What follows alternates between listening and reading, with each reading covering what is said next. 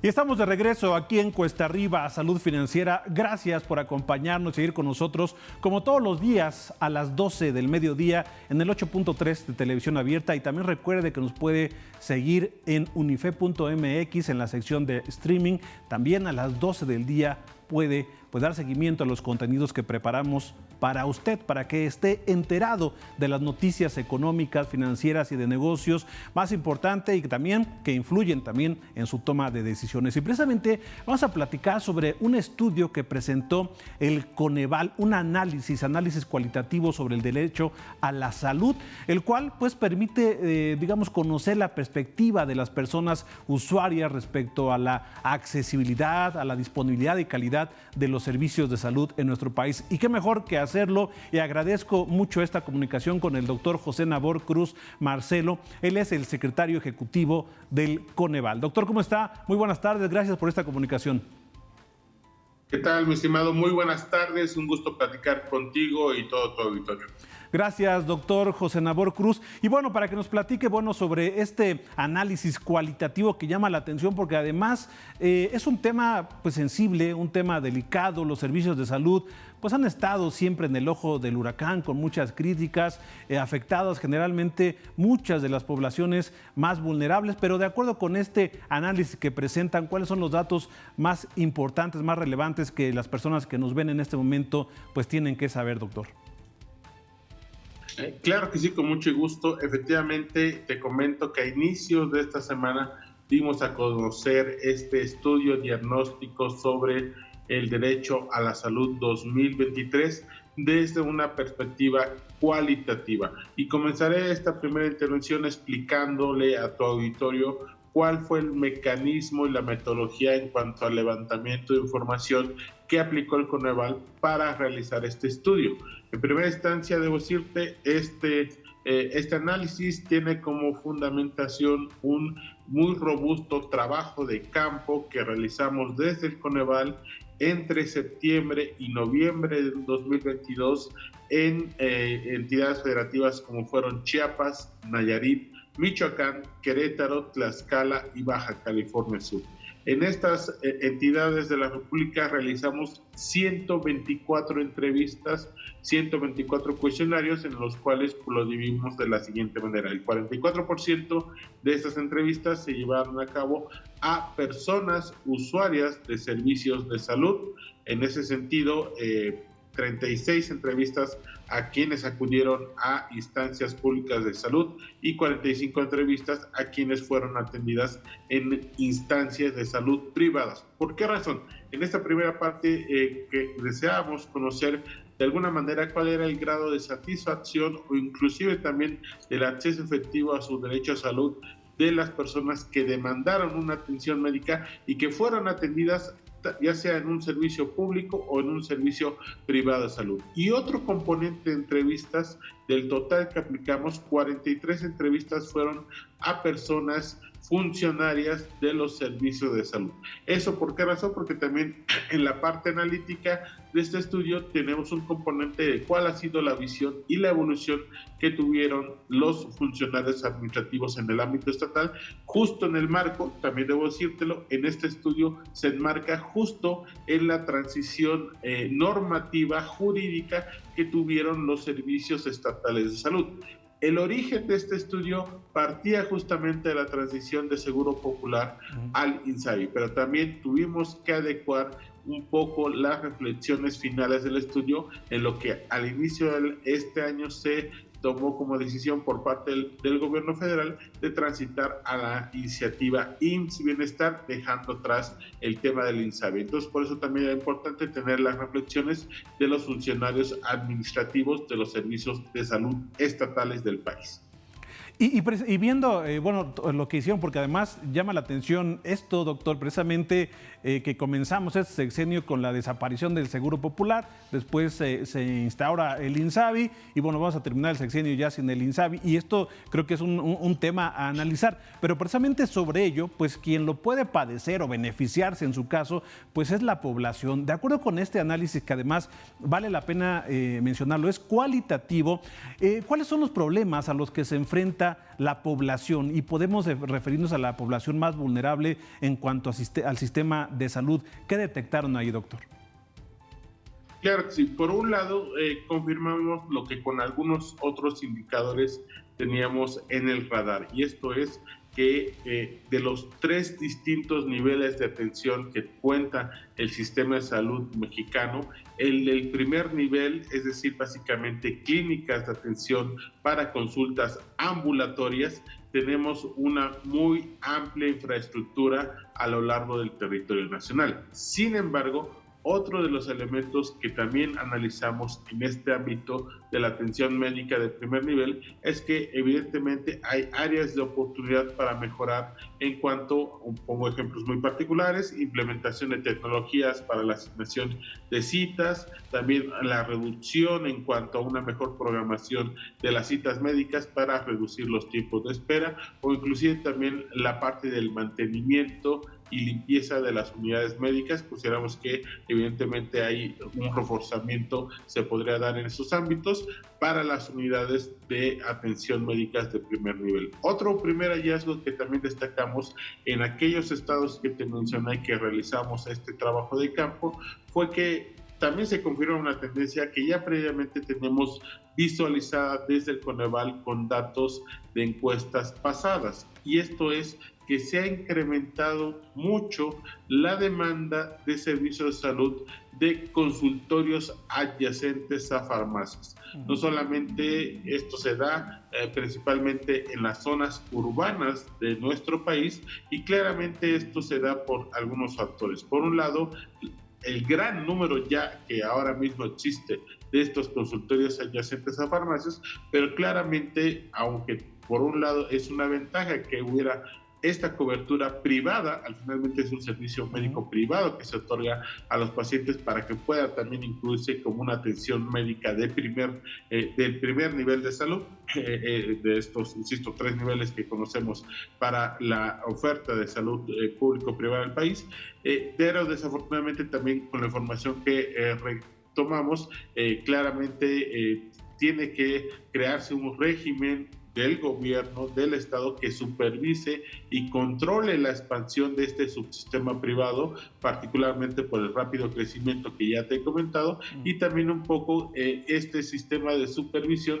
podría aplicar requerimientos mínimos de calidad cuanto en la certificación de médicos que ahí trabajen, así como también eliminar, es un tema que pudimos detectar a partir del cuestionario aplicado, eliminar los incentivos negativos para sobremedicar a los pacientes a través de estos consultorios adyacentes a farmacia. Entonces, también ahí lo que planteamos, aunque es un ámbito privado, reconocemos que es un ámbito privado de oferta de salud, pero claramente se puede reforzar estos mecanismos de control por parte del Estado mexicano para dotar básicamente de elementos de mayor calidad a los consultorios adyacentes a farmacias. Así es, sí, porque aunque es un servicio privado, también la mano del Estado como tal, pues está en la regulación. Pero a esto a lo que se refiere, doctor, es que precisamente en las colonias populares vemos que surgen farmacias, consultorios, y la verdad es que sí se nota de inmediato que ha crecido. Entonces las personas que no tienen seguridad social o que no acuden, aunque lo tengan, pues van mejor a la farmacia, al consultorio que está en la esquina de la casa. Pero esto también, doctor, pues representa un egreso, es decir, hay una afectación en la economía familiar. ¿Esto lo detecta este análisis? Bueno, si bien utilizamos algunos datos, ya sea de la encuesta nacional ingreso-gasto a los hogares de 2020-2018, de la encuesta nacional de salud, la ENSANUD, en los cuales podemos ubicar lo que en la literatura especializada se denomina como gasto de bolsillo, que es básicamente el gasto que las personas en promedio utilizan para adquirir servicios médicos o medicamentos. Obviamente en su momento lo planteamos, hay un incremento en el gasto en los servicios de salud de 2018 a 2020, derivado evidentemente de la pandemia. En el documento que invito a tu auditorio lo puedas consultar en nuestra página de internet, está a detalle alguna numeralia en ese sentido, pero sí te puedo compartir que de 2018 a 2020, de acuerdo con la información de las encuestas nacionales ingreso-gasto de los hogares de esos años, hubo un incremento. Hoy, este 26 de julio se dio la publicación por parte del INEGI de la EBIT 2022. En ese sentido, es parte de la información para ya el año 2022 estará evidentemente revisado por parte del Consejo, por otras instancias, donde podremos ver la evolución de este gasto de bolsillo en el periodo de 2022. Ese es un tema. Evidentemente también tenemos parte de los objetivos de este documento es entender en cuanto a estos cambios administrativos que tuvimos prácticamente dos coyunturas. Uno, evidentemente la recuperación post-pandémica hacia 21 y hacia 22, pero que justo en estos años se dieron estos cambios, estas reformas a la Ley General de Salud, que si bien la primera data del 2019, pero tenemos evidentemente esta parte del INSABI y posteriormente en meses recientes el tema de IMSS Bienestar. Y en ese sentido también realizamos en este estudio una serie de recomendaciones en cuanto al diseño que estamos identificando en cuanto a la estructura organizacional del sistema de salud. Parte de las entrevistas que yo te comentaba al inicio fueron aplicadas a funcionarios administrativos de las áreas estatales, pues sí nos plantean evidentemente que se ha robustecido en los últimos 2 o 3 años la parte de centralización de algunos procesos administrativos en el ámbito de la salud estatal. Y me parece que hay dos ámbitos. Por un lado, evidentemente se pueden fortalecer algunos esquemas administrativos, ya sea como cuestiones de la parte del los sueldos y salarios del personal médico de estas instancias estatales de salud, pero ciertamente también vemos que desafortunadamente se puede no desarrollar una buena coordinación entre los diferentes niveles de gobierno en cuanto al modelo de salud. ¿Por qué razón? Porque algunos de los funcionarios estatales nos manifestaron que ciertamente había muchas dudas en el momento de qué procesos administrativos se tendrían que corresponder a la federación y qué procesos administrativos a los gobiernos estatales, y cuando nos referimos a alguna clínica ubicada en una localidad o una cabecera municipal, pues también hay una corresponsabilidad administrativa del municipio donde ésta se aloja. Entonces, desde Coneval planteamos robustecer y que haya una mayor claridad en cuanto a la parte de los lineamientos administrativos que puedan emerger de la estrategia IMSS Bienestar, para que haya una claridad en cuanto a las responsabilidades administrativas del gobierno federal, del gobierno estatal, inclusive de los gobiernos municipales, en cuanto al proceso y gestión administrativa de los servicios de salud sobre todo de los de primer nivel en el país. Uh-huh. Doctor, y en el tema de la distribución y entrega de medicamentos también ha habido cambios administrativos con el tema de las compras consolidadas. Aquí, ¿qué detecta este estudio? Porque además es una preocupación. Ha habido pues muchas quejas, manifestaciones incluso por falta de medicamentos. ¿Qué detectan ustedes en este análisis? Bueno, ciertamente sí se puede percibir a través de estas un poco más de 120 entrevistas que aplicamos en estos diferentes estados de la República. Pudimos detectar que algunas entidades federativas refirieron haber mejorado algunos porcentajes de disponibilidad de medicamentos y el número de claves. También algunos otros encuestados en estas 124 entrevistas manifestaron que se puede observar una disminución en medicamentos especializados y oncológicos, lo cual evidentemente puede significar un mayor costo si las hogares tendrían que adquirirlo de manera privada. Por ello, claramente consideramos que hay un reto muy fuerte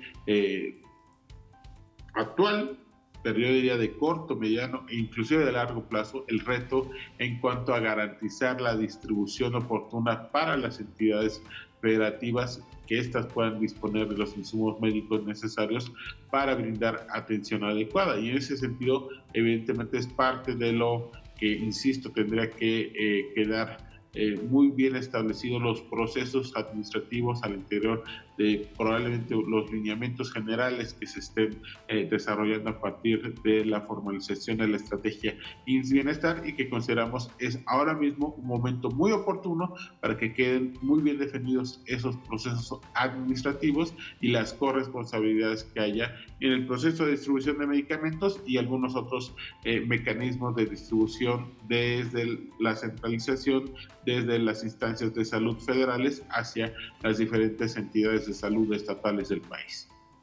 Pues bien interesante este análisis para las personas que nos están viendo en este momento y que quieren profundizar y desmenuzar a detalle el análisis, el estudio. ¿Dónde lo puede consultar, doctor? En nuestra página de internet www.coneval.org.mx, ahí lo pueden consultar, esto y algunos otros estudios, análisis, indicadores que en el tema de salud hemos desarrollado desde el Coneval en los últimos años. Y aprovechando esta charla y el favor que nos hace, doctor, ¿cuáles son los próximos análisis, estudios que serán de importancia para el resto de 2023 que va a dar el Coneval?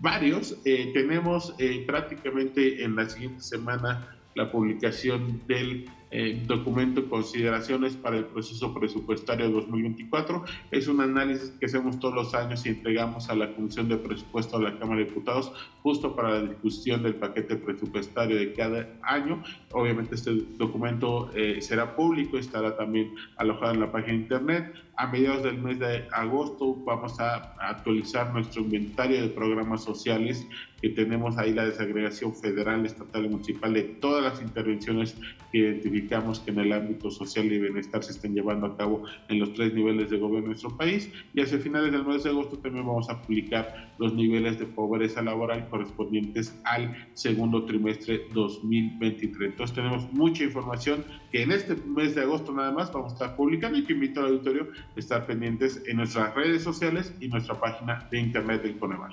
Y aquí también para difundirlos, porque siempre el Coneval, de verdad que sus estudios sirven mucho para entender cómo nos encontramos con el país, cómo nos encontramos en cuanto a las políticas públicas. Y bueno, le agradezco mucho, doctor, que nos haya dado estos minutos, que nos haya ampliado el panorama sobre este estudio, más allá de que cada una de las personas que nos ven lo puedan analizar a detalle, siempre bien interesante. Gracias por estos minutos y que tengan muy buena tarde. Al contrario, excelente tarde, muchas gracias. Gracias al doctor José Nabor Cruz Marcelo, él es secretario ejecutivo del Coneval. Vamos a un corte, regresamos con más aquí en Cuesta Arriba, Salud Financiera.